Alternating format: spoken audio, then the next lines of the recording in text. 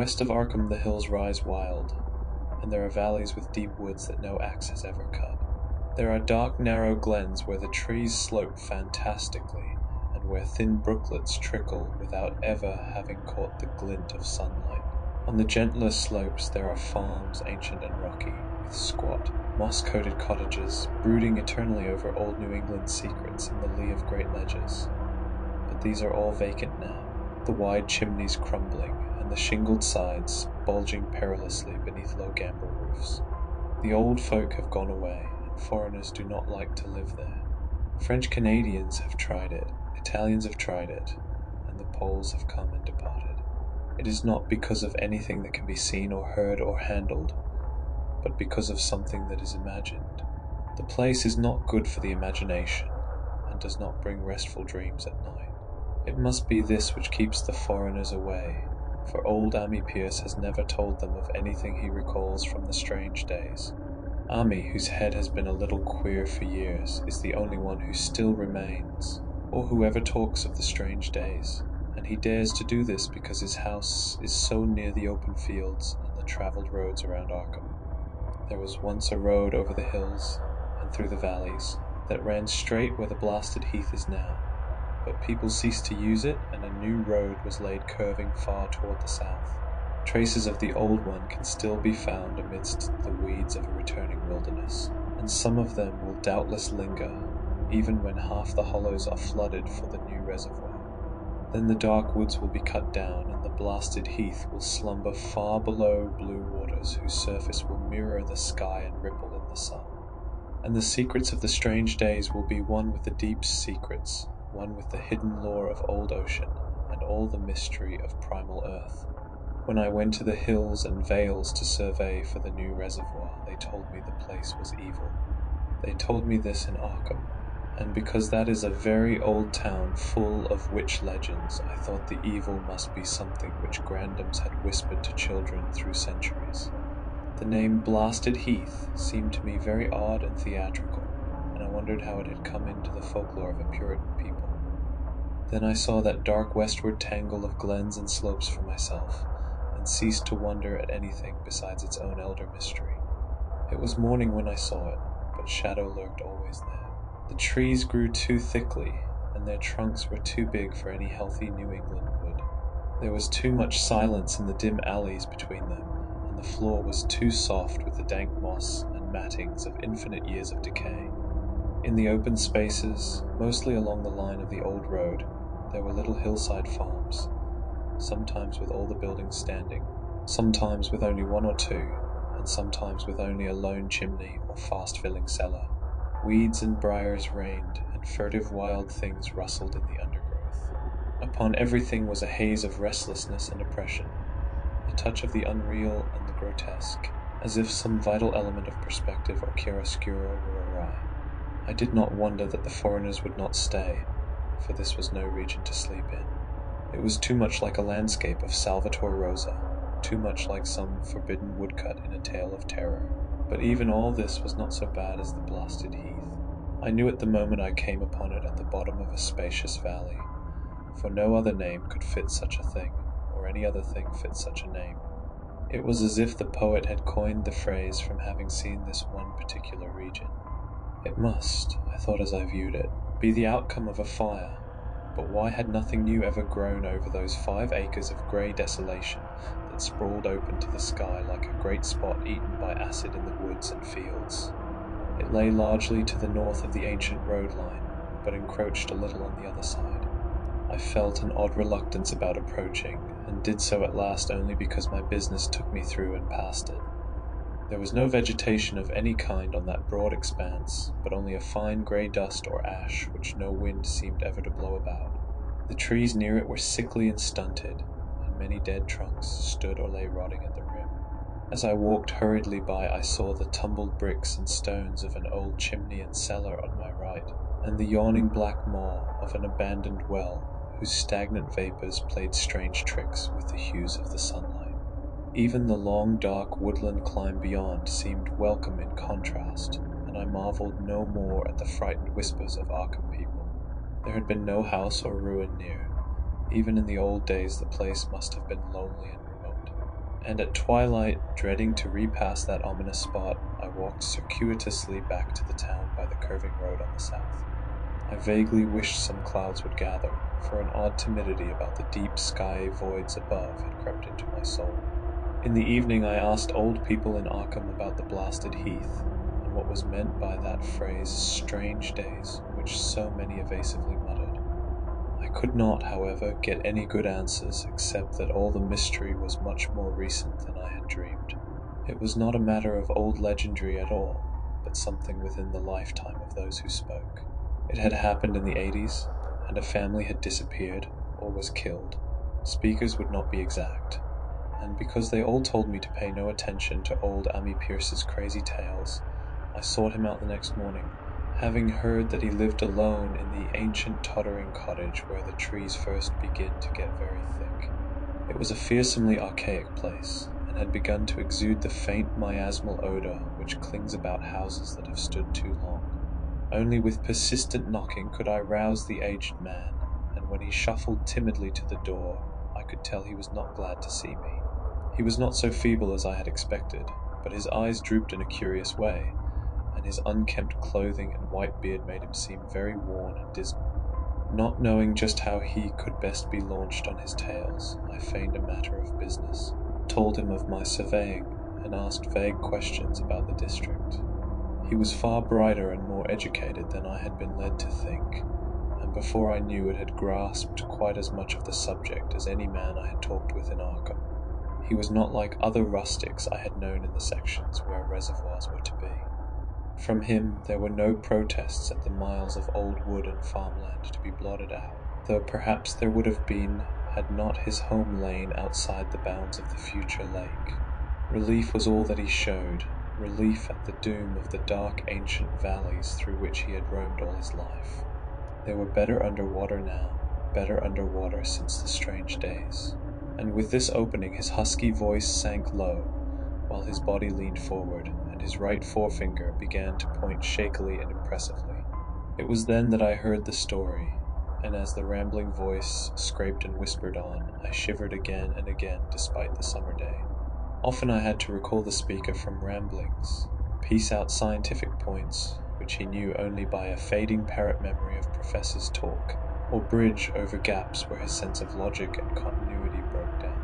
When he was done, I did not wonder that his mind had snapped a trifle, or that the folk of Arkham would not speak much of the blasted heath.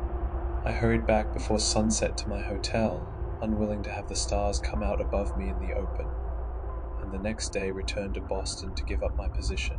I could not go into that dim chaos of old forest and slope again, or face another time that grey blasted heath where the black well yawned deep beside the tumbled bricks and stones. The reservoir will soon be built now, and all those elder secrets will be safe forever under watery fathoms. But even then I do not believe I would like to visit that country by night, at least not when the sinister stars are out, and nothing could bribe me to drink the new city water of Arkham. It all began, old Ammi said, with the meteorite.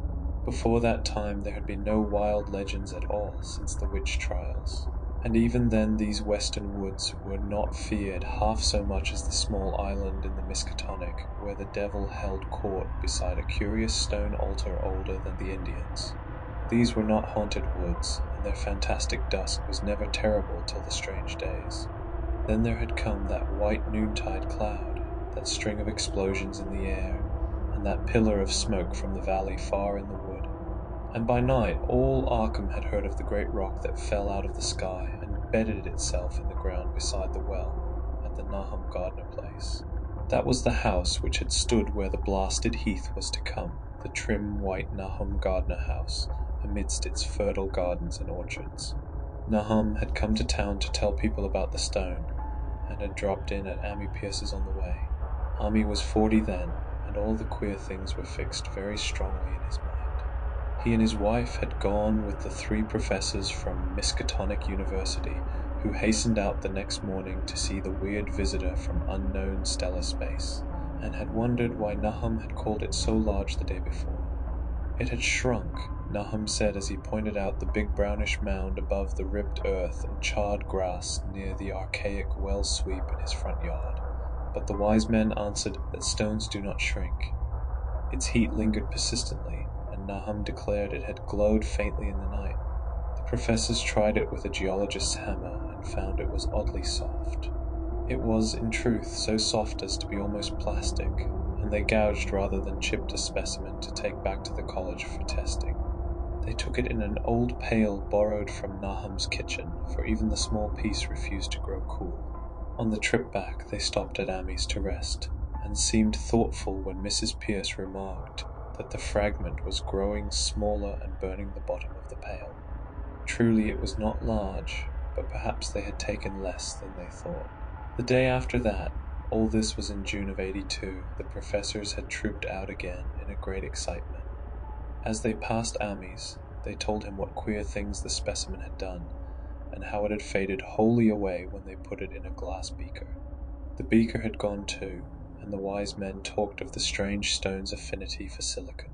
It had acted quite unbelievably in that well-ordered laboratory, doing nothing at all and showing no occluded gases when heated on charcoal, being wholly negative in the borax bead, and soon proving itself absolutely non-volatile at any producible temperature, including that of the oxyhydrogen blowpipe. On an anvil, it appeared highly malleable, and in the dark its luminosity was very marked. Stubbornly refusing to grow cool, it soon had the college in a state of real excitement, and when upon heating before the spectroscope it displayed shining bands, unlike any known colors of the normal spectrum, there was much breathless talk of new elements, bizarre optical properties, and other things which puzzled men of science are wont to say when faced by the unknown. Hot as it was, they tested it in a crucible with all the proper reagents. Water did nothing. Hydrochloric acid was the same. Nitric acid and even aqua regia merely hissed and spattered against its torrid invulnerability. Ami had difficulty in recalling all these things, but recognized some solvents as I mentioned them in the usual order of use. There were ammonia and caustic soda, alcohol and ether, nauseous carbon disulfide, and a dozen others, but although the weight grew steadily less as time passed, and the fragment seemed to be slightly cooling, there was no change in the solvents to show that they had attacked the substance at all. It was a metal, though, beyond a doubt. It was magnetic, for one thing, and after its immersion in the acid solvents, there seemed to be faint traces of the Widmanstätten figures found on meteoric iron. When the cooling had grown very considerable, the testing was carried on in glass, and it was in a glass beaker that they left all the chips made of the original fragment during the work. The next morning both chips and beaker were gone without trace, and only a charred spot marked the place on the wooden shelf where they had been. All this the professors told Ami as they paused at his door, and once more he went with them to see the stony messenger from the stars, though this time his wife did not accompany him. It had now most certainly shrunk, and even the sober professors could not doubt the truth of what they saw.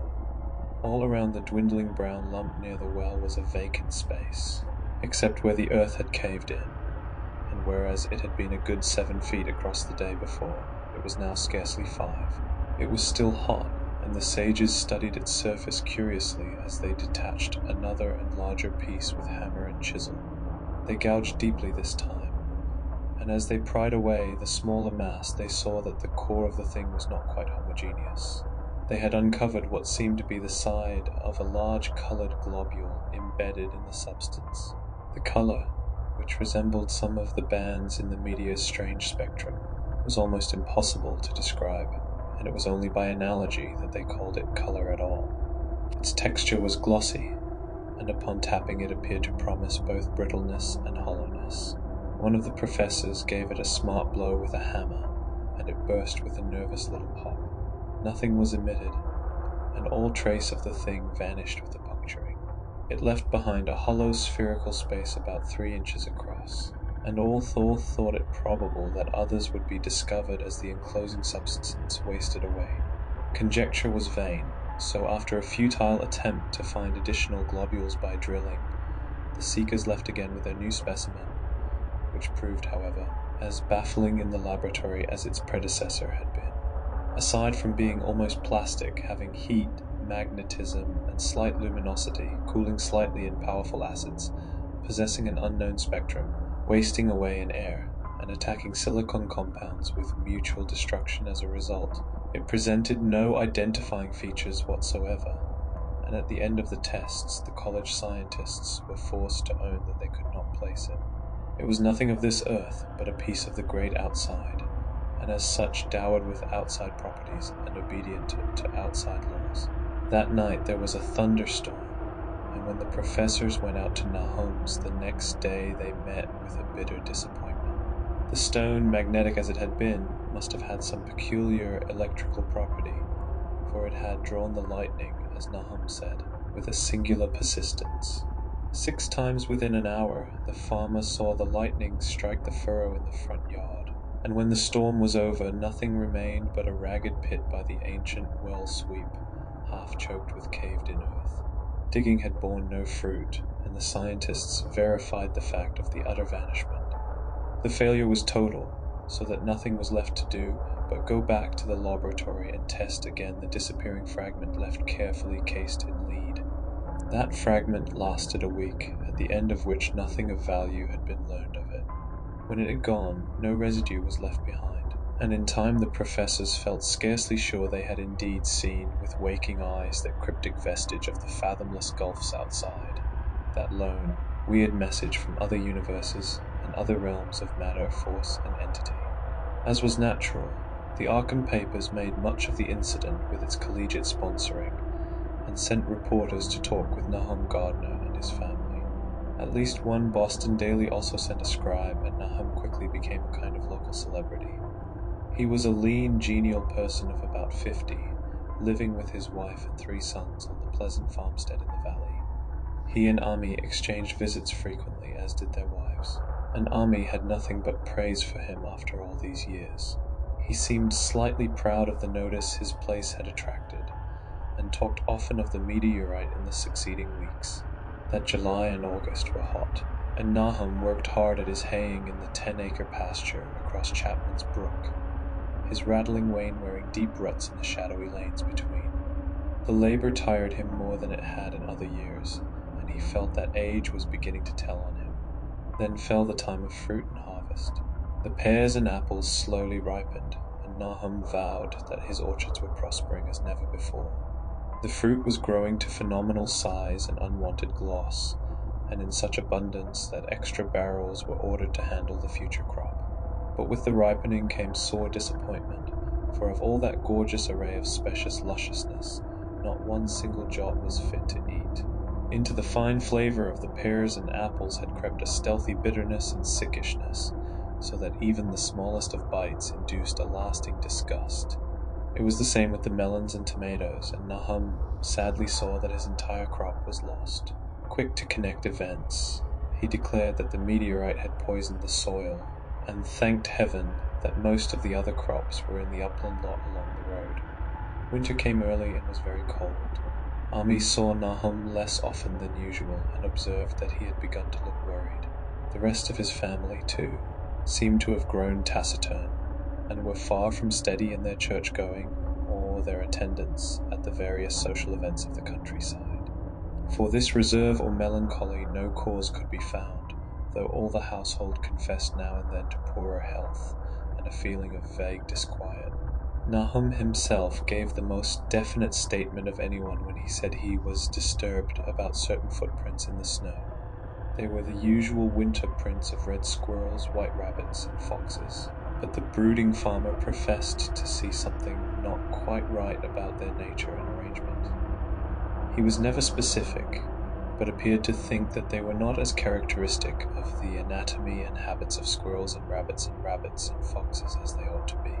Ami listened without interest to this talk until one night when he drove past Nahum's house in his sleigh on the way back from Clark's Corners. There had been a moon, and a rabbit had run across the road, and the leaps of that rabbit were longer than either Ami or his horse liked. The latter, indeed, had almost run away when brought up by a firm rein. Thereafter, Ami gave Nahum's tales more respect, and wondered why the Gardner dogs seemed so cowed and quivering every morning. They had, developed, nearly lost the spirit to bark. In February, the McGregor boys from Meadow Hill were out shooting woodchucks, and not far from the gardener place bagged a very peculiar specimen. The proportions of its body seemed slightly altered in a queer way impossible to describe, while its face had taken on an expression which no one ever saw in a woodchuck before. The boys were genuinely frightened, and threw the thing away at once, so that only their grotesque tales of it ever reached the people of the countryside. But the shying of the horses near Nahum's house had now become an acknowledged thing, and all the basis for a cycle of whispered legend was fast taking form. People vowed that the snow melted faster around Nahum's than it did anywhere else, and early in March there was an awed discussion in Potter's General Store at Clark's Corners. Stephen Rice had driven past Gardner's in the morning, and had noticed the skunk cabbages coming up through the mud by the woods across the road. Never were things of such size seen before, and they held strange colours that could not be put into any words. Their shapes were monstrous, and the horse had snorted at an odour which struck Stephen as wholly unprecedented. That afternoon several persons drove past to see the abnormal growth, and all agreed that plants of that kind ought never to sprout in a healthy world. The bad fruit of the fall before was freely mentioned, and it went from mouth to mouth that there was poison in Nahum's ground. Of course it was the meteorite, and remembering how strange the men from the college had found that stone to be, several farmers spoke about the matter to them. One day they paid Nahum a visit, but having no love of wild tales and folklore were very conservative in what they inferred. The plants were certainly odd, but all skunk cabbages are more or less odd in shape and odor and hue. Perhaps some mineral element from the stone had entered the soil, but it would soon be washed away. And as for the footprints and frightened horses, of course this was mere country talk which such a phenomenon as the aerolite would be certain to start. There was really nothing for serious men to do in cases of wild gossip, for superstitious rustics will say and believe anything. And so all through the strange days the professors stayed away in contempt. Only one of them, when given 2 files of dust for analysis in a police job over a year and a half later, recalled that the queer color of that skunk cabbage had been very like one of the anomalous bands of light shown by the meteor fragment in the college spectroscope, and like the brittle globule found embedded in the stone from the abyss. The samples in this analysis case gave the same odd bands at first, though later they lost the property. The trees budded prematurely around Nahum's, and at night they swayed ominously in the wind. Nahum's second son Thaddeus, a lad of 15, swore that they swayed also when there was no wind, but even the gossips would not credit this. Certainly, however, restlessness was in the air.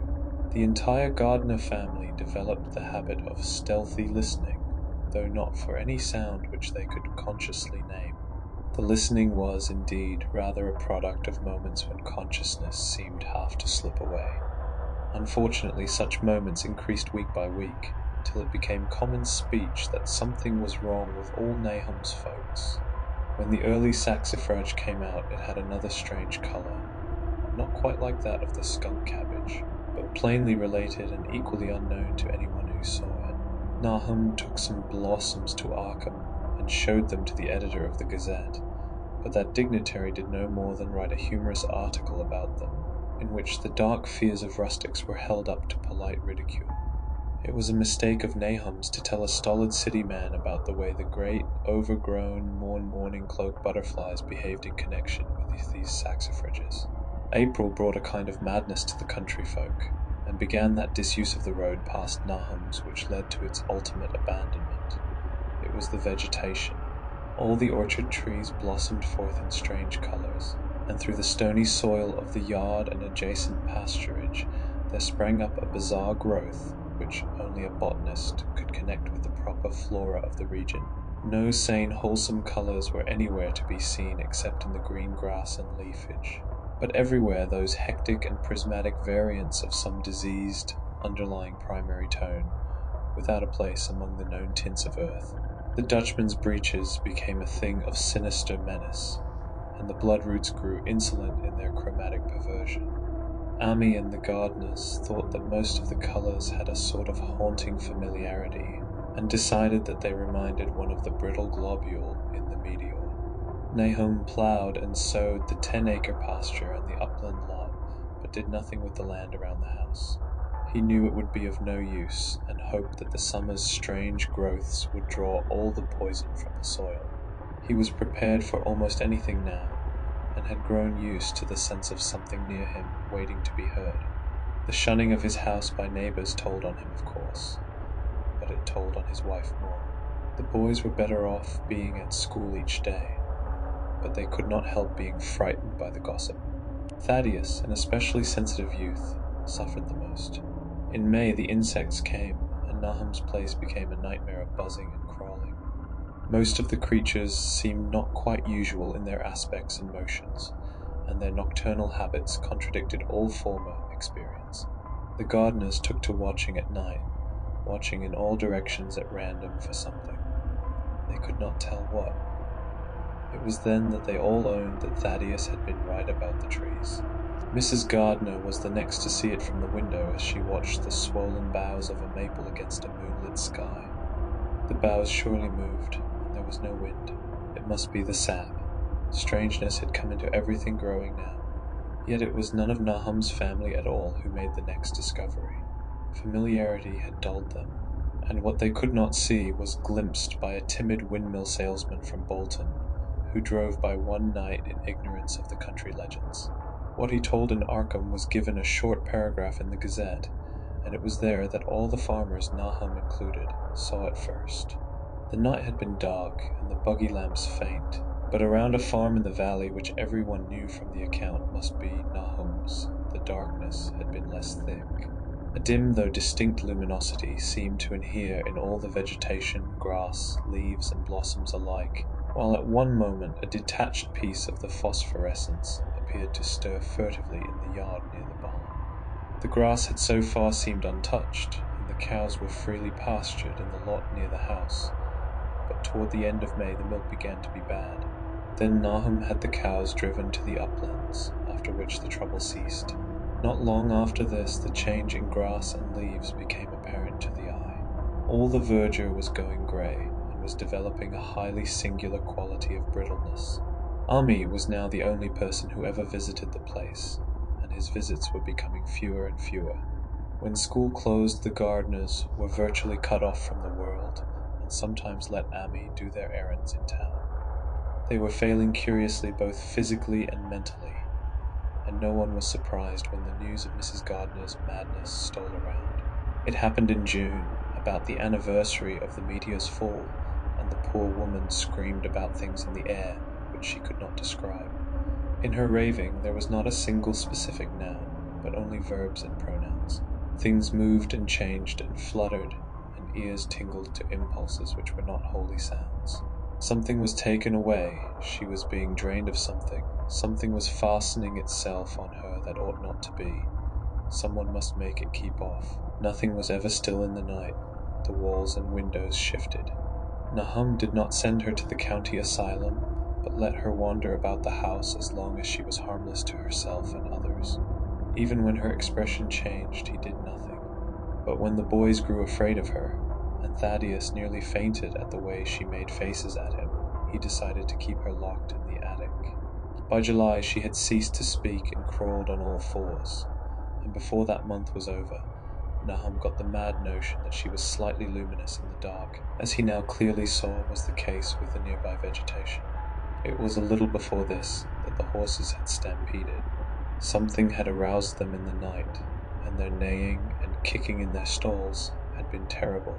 There seemed virtually nothing to do to calm them, and when Nahum opened the stable door, they all bolted out like frightened woodland deer. It took a week to track all four, and when found they were seen to be quite useless and unmanageable. Something had snapped in their brains, and each one had to be shot for its own good. Nahum borrowed a horse from Ami for his haying, but found it would not approach the barn. It shied, balked, and whinnied, and in the end he could do nothing but drive it into the yard while the men used their own strength to get the heavy wagon near enough the hayloft for convenient pitching. And all the while the vegetation was turning grey and brittle. Even the flowers whose hues had been so strange were greying now, and the fruit was coming out grey and dwarfed and tasteless. The asters and goldenrod bloomed grey and distorted, and the roses and zinnias and hollyhocks in the front yard were such blasphemous-looking things that Nahum's oldest boy Zenas cut them down. The strangely puffed insects died about that time, even the bees that had left their hives and taken to the woods. By September, all the vegetation was fast crumbling to a greyish powder, and Nahum feared that the trees would die before the poison was out of the soil. His wife now had spells of terrific screaming, and he and the boys were in a constant state of nervous tension. They shunned people now, and when school opened, the boys did not go. But it was Ami, on one of his rare visits, who first realized that the well water was no longer good. It had an evil taste that was not exactly fodid, nor exactly salty, and Ami advised his friend to dig another well on higher ground to use till the soil was good again. Nahum, however, ignored the warning, for he had by that time become callous to strange and unpleasant things. He and the boys continued to use the tainted supply, drinking it as listlessly and mechanically as they ate their meager and ill-cooked meals, and did their thankless and monotonous chores through the aimless days. There was something of stolid resignation about them all, as if they walked half in another world between lines of nameless guards to a certain and familiar doom. Thaddeus went mad in September after a visit to the well. He had gone with a pail and had come back empty-handed, shrieking and waving his arms, and sometimes lapsing into an inane titter or a whisper about the moving colours down there. 2 in 1 family was pretty bad, but Nahum was very brave about it. He let the boy run about for a week until he began stumbling and hurting himself, and then he shut him in an attic room across the hall from his mother's. The way they screamed at each other from behind their locked doors was very terrible, especially to little Merwin, who fancied they talked in some terrible language that was not of earth. Merwin was getting frightfully imaginative, and his restlessness was worse after the shutting away of the brother who had been his greatest playmate. Almost at the same time the mortality among the livestock commenced. Poultry turned greyish and died very quickly, their meat being found dry and noisome upon cutting. Hogs grew inordinately fat, then suddenly began to undergo loathsome changes which no one could explain. Their meat was of course useless, and Nahum was at his wits' end. No rural veterinary would approach his place, and the city veterinary from Arkham was openly baffled. The swine began growing grey and brittle and falling to pieces before they died, and their eyes and muzzles developed singular alterations. It was very inexplicable, for they had never been fed from the tainted vegetation. Then something struck the cows. Certain areas, or sometimes the whole body, would be uncannily shriveled or compressed, and atrocious collapses or disintegrations were common. In the last stages, and death was always the result, there would be a greying and turning brittle like that which beset the hogs. There could be no question of poison, for all the cases occurred in a locked and undisturbed barn. No bites of prowling things could have brought the virus, for what live beast of earth can pass through solid obstacles? It must be only natural disease, yet what disease could wreak such results was beyond any mind's guessing. When the harvest came, there was not an animal surviving on the place, for the stock and poultry were dead, and the dogs had run away. These dogs, 3 in number, had all vanished one night, and were never heard of again. The 5 cats had left some time before, but their going was scarcely noticed, since there now seemed to be no mice, and only Mrs. Gardner had made pets of the graceful felines. On the 19th of October Nahum staggered into Ami's house with hideous news. The death had come to poor Thaddeus in his attic room, and it had come in a way which could not be told. Nahum had dug a grave in the railed family plot behind the farm, and had put therein what he found. There could have been nothing from outside, for the small barred window and locked door were intact. But it was much as had been in the barn. Ami and his wife consoled the stricken man as best they could, but shuddered as they did so. Stark terror seemed to cling round the Gardners and all they touched, and the very presence of one in the house was a breath from regions unnamed and unnameable. Ami accompanied Nahum home with the greatest reluctance, and did what he might to calm the hysterical sobbing of little Merwin. Zenas needed no calming. He had come of late to do nothing but stare into space and obey what his father told him, and Ami thought that his fate was very merciful. Now and then Merwin's screams were answered faintly from the attic, and in response to an inquiring look, Nahum said that his wife was getting very feeble. When night approached, Ami managed to get away, for not even friendship could make him stay in that spot when the faint glow of the vegetation began, and the trees may or may not have swayed without wind. It was really lucky for Ami that he was not more imaginative. Even as things were, his mind was bent ever so slightly, but had he been able to connect and reflect upon all the portents around him, he must inevitably have turned a total maniac. In the twilight he hastened home, the screams of the mad woman and the nervous child ringing horribly in his ears. 3 days later, Nahum lurched into Ami's kitchen in the early morning, and in the absence of his host, stammered out a desperate tale once more, while Mrs. Pierce listened in a clutching fright. It was little Merwin this time. He was gone. He had gone out late at night with a lantern and pail for water, and had never come back. He'd been going to pieces for days, and hardly knew what he was about. Screamed at everything. There had been a frantic shriek from the yard then, but before the father could get to the door, the boy was gone. There was no glow from the lantern he had taken, and of the child himself no trace. At the time, Nahum thought the lantern and pail were gone too, but when dawn came, and the man had plodded back from his all-night search of the woods and fields, he had found some very curious things near the well. There was a crushed and apparently somewhat melted mass of iron, which had certainly been the lantern, while a bent bale and twisted iron hoops beside it, both half-fused, seemed to hint at the remnants of the pail. That was all. Nahum was past imagining. Mrs. Pierce was blank, and Ami, when he had reached home and heard the tale, could give no guess. Merwin was gone, and there would be no use in telling the people around, who shunned all gardeners now. No use, either, in telling the city people at Arkham, who laughed at everything.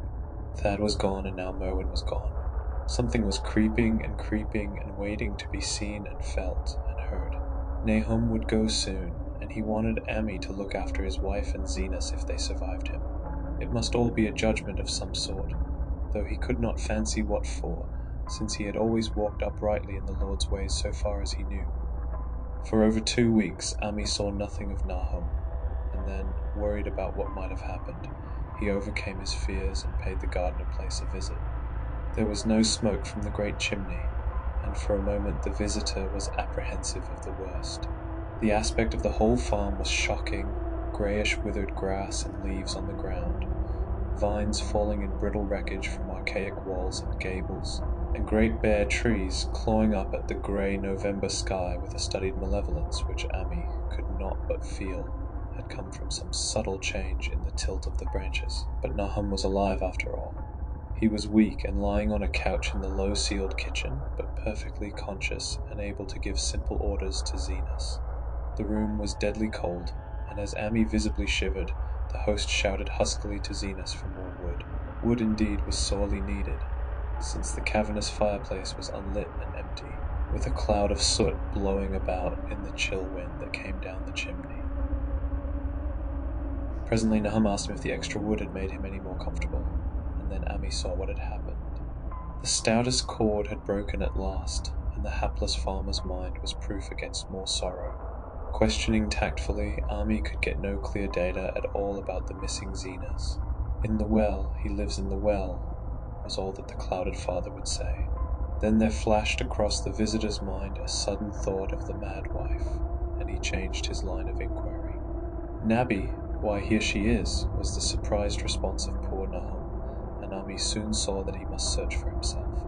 Leaving the harmless babbler on the couch, he took the keys from their nail beside the door, and climbed the creaking stairs to the attic. It was very close and noisome up there, and no sound could be heard from any direction. Of the 4 doors in sight, only one was locked, and on this he tried various keys on the ring he had taken. The 3rd key proved the right one, and after some fumbling, Ami threw open the low white door.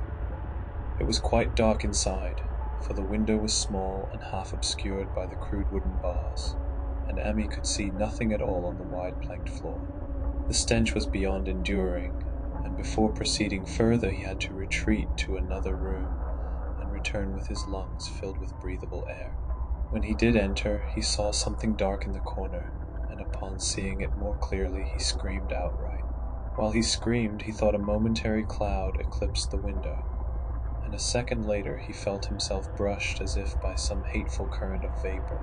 Strange colors danced before his eyes, and had not a present horror numbed him, he would have thought of the globule in the meteor that the geologist's hammer had shattered, and of the morbid vegetation that had sprouted in the spring.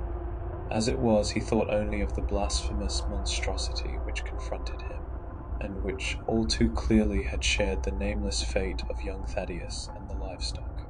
But the terrible thing about this horror was that it very slowly and perceptibly moved as it continued to crumble.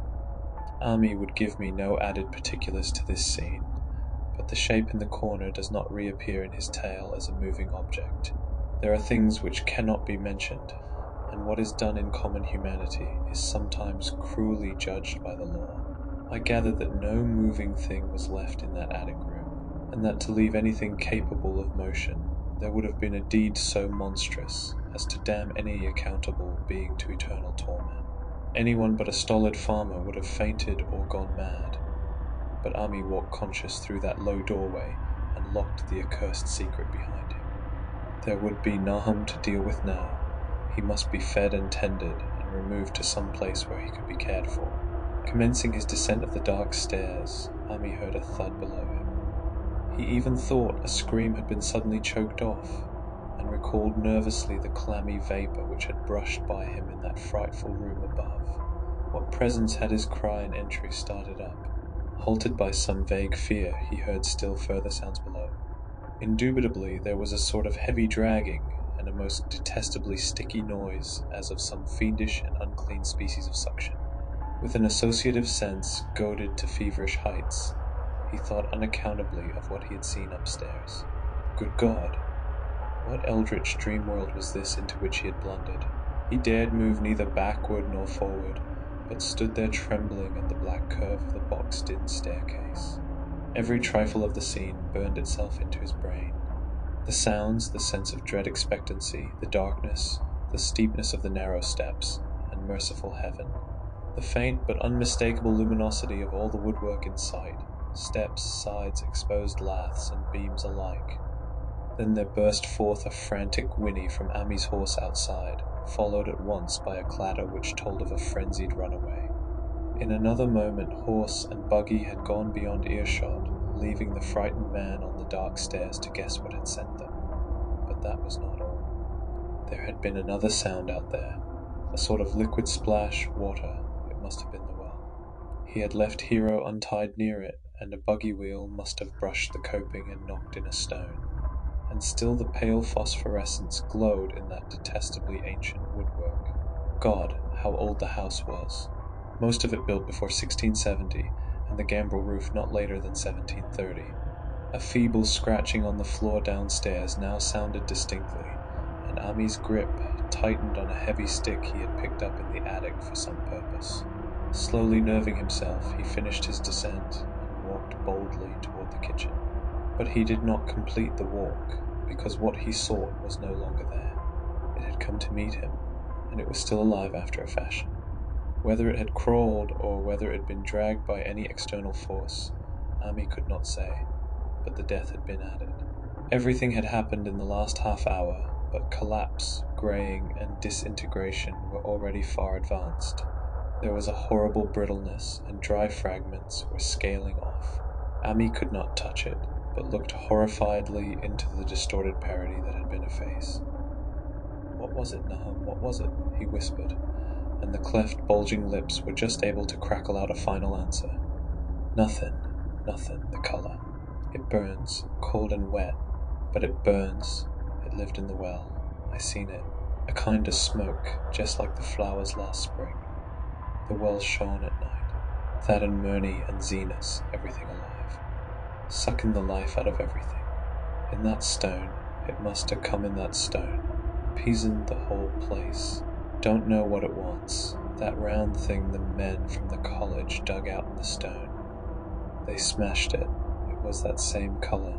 Just the same, like the flowers and plants. Must have been more of 'em, seeds. Seeds, they growed. I seen it the first time this week. Must have got strong on Zenas. He was a big boy, full of life. It beats down your mind and then gets ye, burns ye up, in the well water. He was right about that, evil water. Zenas never come back from the well.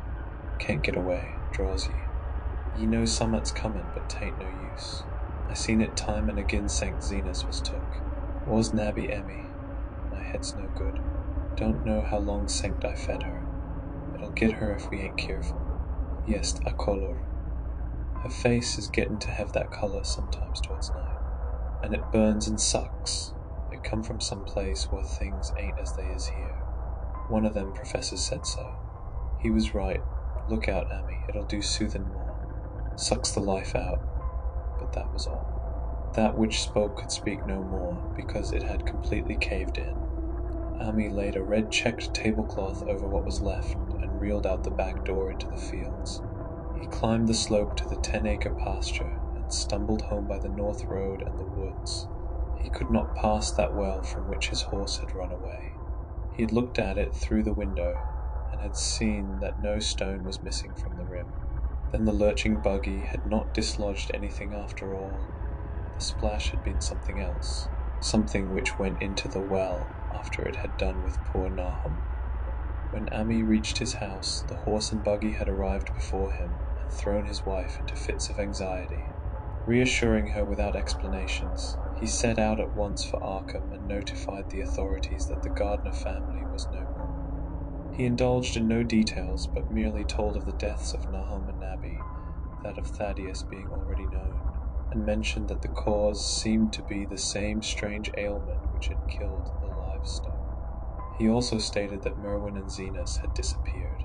There was considerable questioning at the police station, and in the end, Ammy was compelled to take 3 officers to the Gardner farm, together with the coroner, the medical examiner, and the veterinary who had treated the diseased animals. He went much against his will, for the afternoon was advancing, and he feared the fall of night over that accursed place, but it was some comfort to have so many people with him.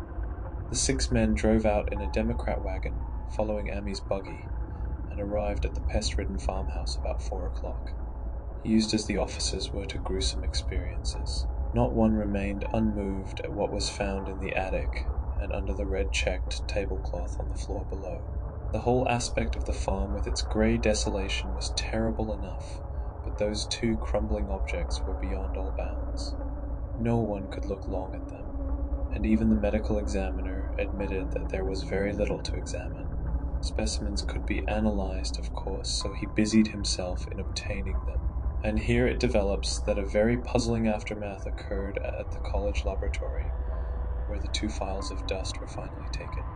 Under the spectroscope, both samples gave off an unknown spectrum, in which many of the baffling bands were precisely like those which the strange meteor had yielded in the previous year. The property of emitting this spectrum vanished in a month, the dust thereafter consisting mainly of alkaline phosphates and carbonates. Ammy would not have told the men about the well if he had thought they meant to do anything then and there.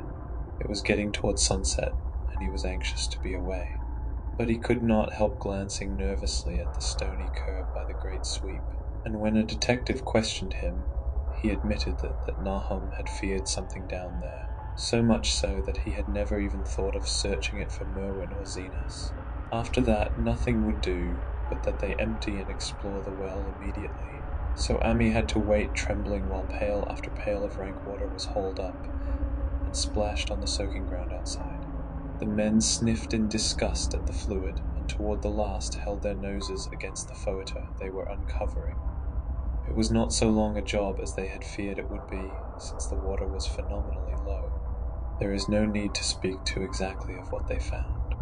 Merwin and Zenas were both there in part, though the vestiges were mainly skeletal. There were also a small deer and a large dog in about the same state, and a number of bones of smaller animals.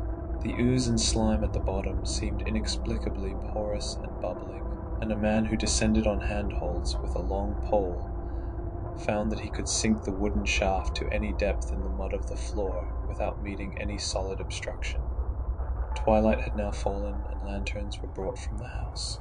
Then, when it was seen that nothing further could be gained from the well, everyone went indoors and conferred in the ancient sitting room, while the intermittent light of a spectral half-moon played wanly on the grey desolation outside. The men were frankly nonplussed by the entire case, and could find no convincing common element to link the strange vegetable conditions, the unknown disease of livestock and humans, and the unaccountable deaths of Merwin and Zenas in the tainted well. They had heard the common country talk, it is true, but could not believe that anything contrary to natural law had occurred. No doubt the meteor had poisoned the soil, but the illness of persons and animals who had eaten nothing grown in that soil was another matter. Was it the well water? Very possibly. It might be a good idea to analyze it. But what peculiar madness could have made both boys jump into the well? Their deeds were so similar, and the fragments showed that they had both suffered from the grey brittle death. Why was everything so grey and brittle? It was the coroner, seated near a window overlooking the yard, who first noticed the glow about the well. Night had fully set in, and all the abhorrent grounds seemed faintly luminous with more than the fitful moonbeams, but this new glow was something definite and distinct, and appeared to shoot up from the black pit like a softened ray from a searchlight, giving dull reflections in the little ground pools where the water had been emptied. It had a very queer colour, and as all the men clustered round the window, Amy gave a violent start, for this strange beam of ghastly miasma was to him of no unfamiliar hue. He had seen that colour before, and feared to think what it might mean. He had seen it in the nasty brittle globule in that aerolite 2 summers ago, had seen it in the crazy vegetation of the springtime, and had thought he had seen it for an instant that very morning against the small barred window of that terrible attic room where nameless things had happened. It had flashed there a second, and a clammy and hateful current of vapor had brushed past him, and then poor Nahum had been taken by something of that colour. He had said so at the last, said it was the globule in the plants. After that had come the runaway in the yard and the splash in the well, and now that well was belching forth to the night a pale insidious beam of the same demoniac tint. It does credit to the alertness of Amy's mind that he puzzled even at that tense moment over a point which was essentially scientific. He could not but wonder at his gleaning of the same impression from a vapour glimpsed in the daytime against a window opening on the morning sky, and from a nocturnal exhalation seen as a phosphorescent mist against the black and blasted landscape. It wasn't right, it was against nature, and he thought of those terrible last words of his stricken friend. It come from some place where things ain't as they is here. One of them professors said so. All 3 horses outside, tied to a pair of shriveled saplings by the road, were now neighing and pawing frantically. The wagon driver started for the door to do something, but Amy laid a shaky hand on his shoulder. "Don't go out thar," he whispered. "There's more to this nor what we know. Nahum said something lived in the well that sucks your life out. He said it must be summat growed from a round ball like one we all seen in the meteor stone that fell a year ago June. Sucks and burns, he said, and is jest a cloud of colour like that light out thar now that ye can hardly see and can't tell what it is. Nahum thought it feeds on everything living and gets stronger all the time. He said he seen it this last week. It must be something from away off in the sky like the men from the college last year says the meteor stone was. The way it's made and the way it works ain't like no way of God's world. It's summat from beyond." So the men paused indecisively as the light from the well grew stronger and the hitched horses pawed and whinnied in increasing frenzy. It was truly an awful moment, with terror in that ancient and accursed house itself, 4 monstrous sets of fragments, 2 from the house and 2 from the well, in the woodshed behind, and that shaft of unknown and unholy iridescence from the slimy depths in front. Ami had restrained the driver on impulse, forgetting how uninjured he himself was after the clammy brushing of that coloured vapour in the attic room. But perhaps it is just as well that he acted as he did. No one will ever know what was abroad that night, and though the blasphemy from beyond had not so far hurt any human of unweakened mind, there is no telling what it might not have done at that last moment, and with its seemingly increased strength, and the special signs of purpose it was soon to display beneath the half-clouded moonlit sky. All at once one of the detectives at the window gave a short, sharp gasp. The others looked at him, and then quickly followed his own gaze upward to the point at which its idle straying had been suddenly arrested. There was no need for words. What had been disputed in country gossip was disputable no longer, and it is because of the thing which every man of that party agreed in whispering later, on that the strange days are never talked about in Arkham. It is necessary to premise that there was no wind at that hour of the evening. One did arise not long afterward, but there was absolutely none then. Even the dry tips of the lingering hedge mustard, grey and blighted, and the fringe on the roof of the standing Democrat wagon were unstirred. And yet amid that tense, godless calm the high bare boughs of all the trees in the yard were moving. They were twitching morbidly and spasmodically, clawing in convulsive and epileptic madness at the moonlit clouds, scratching impotently in the noxious air, as if jerked by some alien and bodiless line of linkage, with subterrene horrors writhing and struggling below the black roots. Not a man breathed for several seconds. Then a cloud of darker depth passed over the moon, and the silhouette of clutching branches faded out momentarily. At this there was a general cry, muffled with awe, but husky and almost identical from every throat. For the terror had not faded with the silhouette, and in a fearsome instant of deeper darkness, the watchers saw wriggling at that treetop height 1,000 tiny points of faint and unhallowed radiance, tipping each bough like the fire of St. Elmo or the flames that came down on the apostles' heads at Pentecost. It was a monstrous constellation of unnatural light, like a glutted swarm of corpse-fed fireflies dancing hellish sarabands over an accursed marsh, and its colour was that same nameless intrusion which Amy had come to recognize and dread. All the while the shaft of phosphorescence from the well was getting brighter and brighter, bringing to the minds of the huddled men a sense of doom and abnormality which far outraced any image their conscious minds could form. It was no longer shining out, it was pouring out, and as the shapeless stream of unplaceable colour left the well, it seemed to flow directly into the sky. The veterinary shivered and walked to the front door to drop the heavy extra bar across it. Amy shook no less, and had to tug and point for lack of a controllable voice when he wished to draw notice to the growing luminosity of the trees. The neighing and stamping of the horses had become utterly frightful, but not a soul of that group in the old house would have ventured forth for any earthly reward. With the moments the shining of the trees increased, while their restless branches seemed to strain more and more toward verticality. The wood of the well sweep was shining now, and presently a policeman dumbly pointed to some wooden sheds and beehives near the stone wall on the west. They were commencing to shine too, though the tethered vehicles of the visitors seemed so far unaffected. Then there was a wild commotion and clopping in the road, and as Amy quenched the lamp for better seeing, they realized that the span of frantic greys had broke their sapling and run off with the Democrat wagon. The shock served to loosen several tongues, and embarrassed whispers were exchanged. "It spreads on everything organic that's been around here," muttered the medical examiner. No one replied, but the man who had been in the well gave a hint that his long pole must have stirred up something intangible. "It was awful," he added.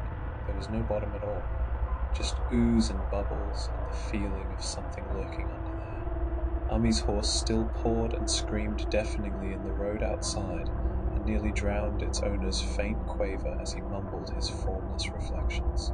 It come from that stone, it growed down there. It got everything living. It fed itself on a mind and body.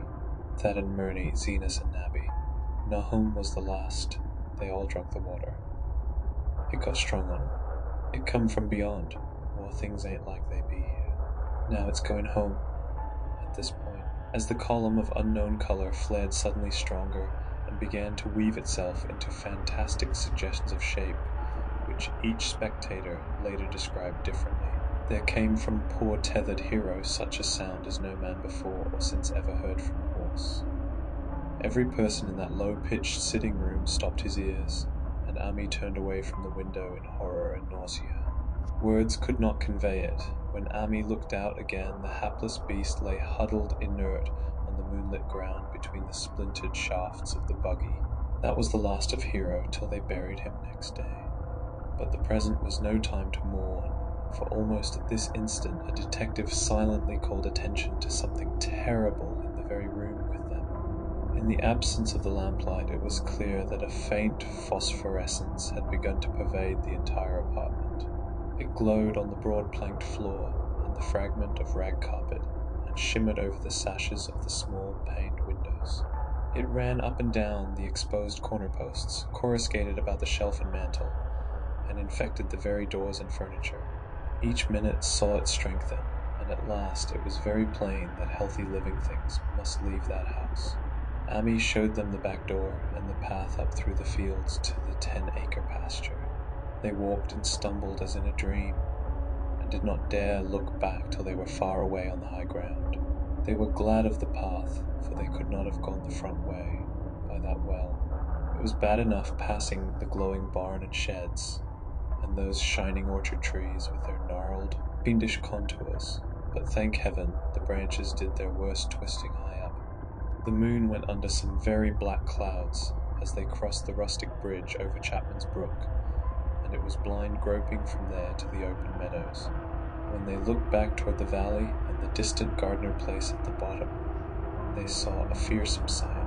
All the farm was shining with a hideous unknown blend of color, trees, buildings, and even such grass and herbage as had not been wholly changed to lethal grey brittleness.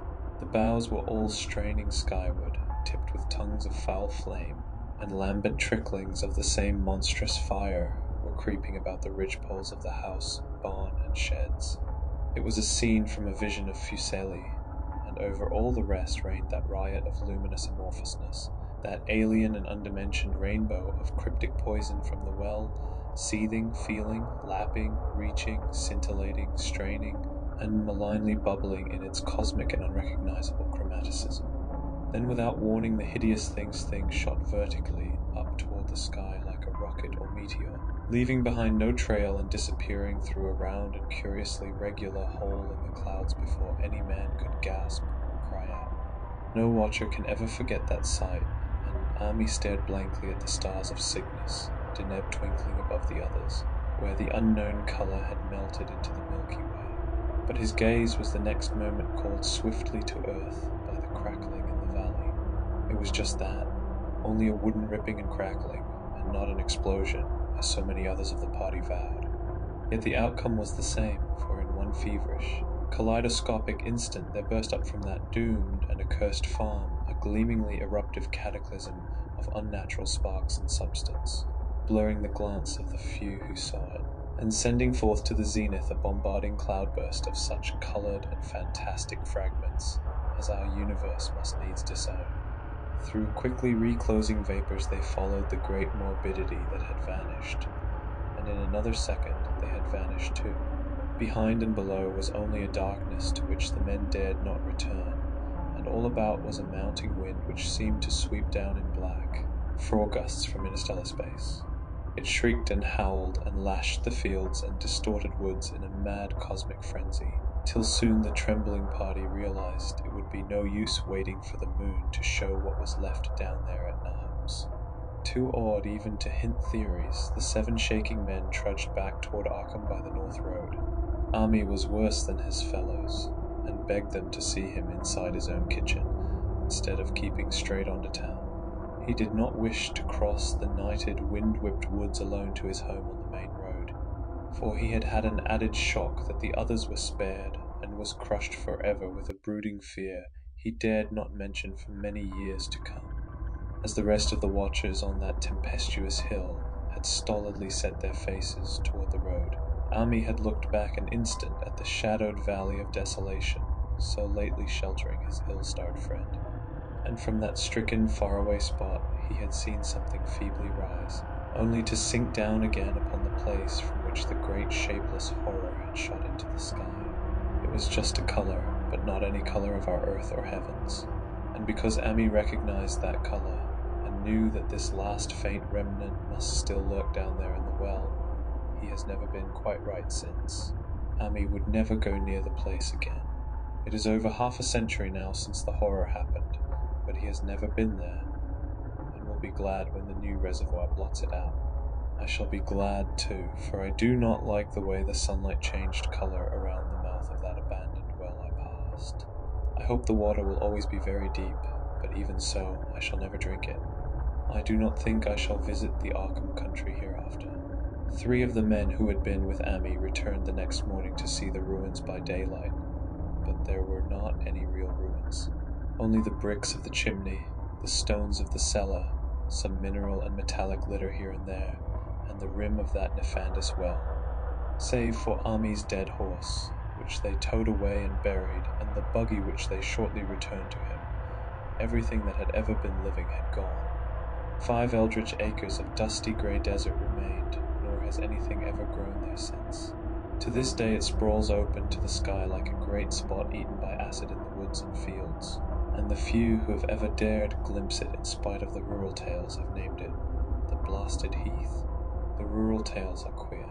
They might be even queerer if city men and college chemists could be interested enough to analyze the water from that disused well, or the grey dust that no wind seems ever to disperse. Botanists, too, ought to study the stunted flora on the borders of that spot, for they might shed light on the country notion that the blight is spreading, little by little, perhaps an inch a year. People say the color of the neighboring herbage is not quite right in the spring, and that wild things leave queer prints in the light winter snow. Snow never seems quite so heavy on the Blasted Heath as it is elsewhere. Horses, the few that are left in this motor age, grow skittish in the silent valley, and hunters cannot depend on their dogs too near the splotch of greyish dust. They say the mental influences are very bad too. Numbers went queer in the years after Naham's taking, and always they lacked the power to get away. Then the stronger-minded folk all left the region, and only the foreigners tried to live in the crumbling old homesteads. They could not stay, though, and one sometimes wonders what insight beyond ours their wild, weird stores of whispered magic have given them. Their dreams at night, they protest, are very horrible in that grotesque country, and surely the very look of the dark realm is enough to stir a morbid fancy. No traveller has ever escaped a sense of strangeness in those deep ravines, and artists shiver as they paint thick woods whose mystery is as much of the spirit as of the eye. I myself am curious about the sensation I derived from my one lone walk before Ami told me his tale. When twilight came, I had vaguely wished some clouds would gather, for an odd timidity about the deep skyey voids above had crept into my soul. Do not ask me for my opinion. I do not know, that is all. There was no one but Ami to question, for Arkham people will not talk about the strange days, and all 3 professors who saw the aerolite and its coloured globule are dead. There were other globules, depend upon that. One must have fed itself and escaped, and probably there was another which was too late. No doubt it is still down the well. I know there was something wrong with the sunlight I saw above that miasmal brink. The rustics say the blight creeps an inch a year, so perhaps there is a kind of growth or nourishment even now. But whatever demon hatchling is there, it must be tethered to something, or else it would quickly spread. Is it fastened to the roots of those trees that claw the air? One of the current Arkham tales is about fat oaks that shine and move, as they ought not to do at night. What it is, only God knows. In terms of matter, I suppose that the thing Ami described would be called a gas, but this gas obeyed laws that are not of our cosmos. This was no fruit of such worlds and suns as shine on the telescopes and photographic plates of our observatories. This was no breath from the skies whose motions and dimensions our astronomers measure, or deem too vast to measure. It was just a colour out of space, a frightful messenger from unformed realms of infinity beyond all nature as we know it, from realms whose mere existence stuns the brain and numbs us with the black extra-cosmic gulfs it throws open before our frenzied eyes. I doubt very much if Ami consciously lied to me, and I do not think his tale was all a freak of madness as the townfolk had forewarned. Something terrible came to the hills and valleys on that meteor, and something terrible, though I know in what proportion, still remains. I shall be glad to see the water come. Meanwhile, I hope nothing will happen to Ami. He saw so much of the thing, and its influence was so insidious? Why has he never been able to move away?